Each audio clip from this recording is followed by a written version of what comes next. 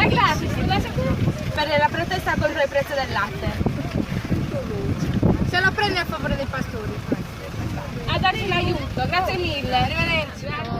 Anche Sillanus ha partecipato oggi alla protesta unanime. Pastori sardi sono stanchi di lavorare per nulla, sono stanchi di svendere il loro prodotto per far ingrassare a gratis tanti altri che stanno dietro.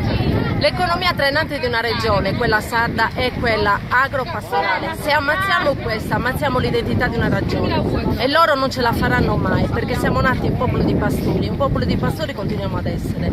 Non stiamo conferendo latte, tanto per dire, stiamo conferendo latte di qualità e pretendiamo, esigiamo che il latte di qualità sia pagato quando e come deve essere pagato, quantomeno per tirarne le spese, perché oggi il pastore non vive, sopravvive e alle sue spalle invece si irricchiscono tanti e tanti con l'appoggio della politica. Adesso è tempo di finirla e con questo voglio dire anche per le associazioni di categoria che non siete abbastanza furbi, perché cercare anche in questi giorni solo ed esclusivamente il pagamento delle tessere per essere soci della Coldiretti o della CIA non fa sì che siate portavoci del malessere che c'è in questa regione.